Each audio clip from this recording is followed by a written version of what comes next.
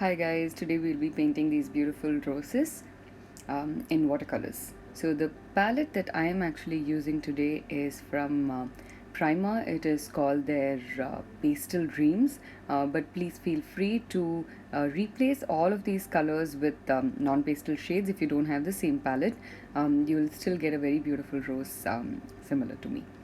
So what I'm doing right now is I'm using a pencil and just going to make a very basic drawing. This eraser is called as a kneadable eraser or also as a putty eraser. I use it generally when I make paintings because it doesn't have the eraser dust, so it is very useful that way. I roll it over my painting at the end so that it becomes light, especially for watercolor paintings, because your pencil marks will definitely show through. So make sure that you do that in the end. So I'm now going to use a very light sap green to create the stem of this leaf, and I'm using some water to wash it down so that I get a very basic gradation right now. So the book also is a 300 GSM watercolor book. Please make sure that you use a minimum of 300 GSM when you use any kind of watercolor painting. The color that I'm using now is, you can use a crimson, you can use a rose. I'm using a medium tone of it. For every petal I'm going to be creating this style. I added about 3/4 of the area and then use some water to wash it down. I do that also because I want like a nice shade where it goes from a dark to a lighter area.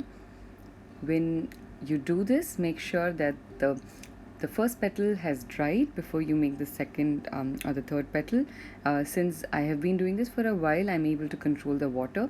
If you're a beginner, then I would highly recommend for you to wait between each petal when you're painting this. With this, our first layer is done. So I'm now going to use a slightly darker shade of the same color to create some more details inside. So I haven't waited for the base layers to completely dry, which is why they are able to blend in very easily. Now if yours have dried for any reason, it could be because of the moisture in the air, or it's pretty quick dry, or you waited for each section to go ahead to the next one, then all you need to do is, like the first layer, take a little bit of water and just wash it down.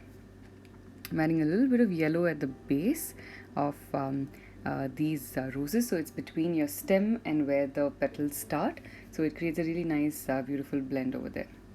You can start layering up now with a darker shade of the color for the stem.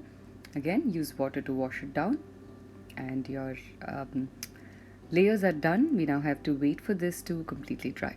So this is how it looks when it's dry, and now I'm going to add some very tiny details inside using a really small brush. So this is a miniature brush set that I'm using from Rustro. You could use any thin brush that you have. It could be size 0, 000, and you can create these thin lines on top of the petal. It's like a small texture which is on it. It helps to create a slightly realistic effect on your roses or any pattern on any kind of leaves and plants.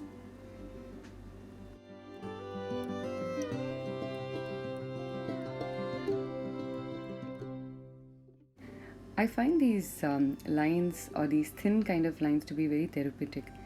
You just have to initially have to focus a lot, but then you'll notice that once you make the first few lines, the barrier is broken and it's much easier to keep creating them. And that is what we need to do in general. You just need to kickstart, and once you kickstart, it becomes really easy to go ahead. I'm now going to use a pigment liner to add in details. Now this is completely optional.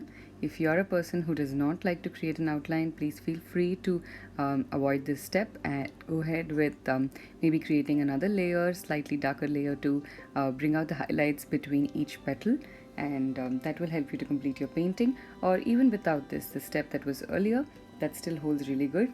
This is something that I really enjoy doing. I like to give a little bit of highlight using the black. So now I'm just adding a few more lines inside so that the entire thing blends in and it's a little more cohesive. So this is how it looks right now. If you recreate this, don't forget to tag me on Instagram, and please do subscribe to my YouTube channel. Thank you.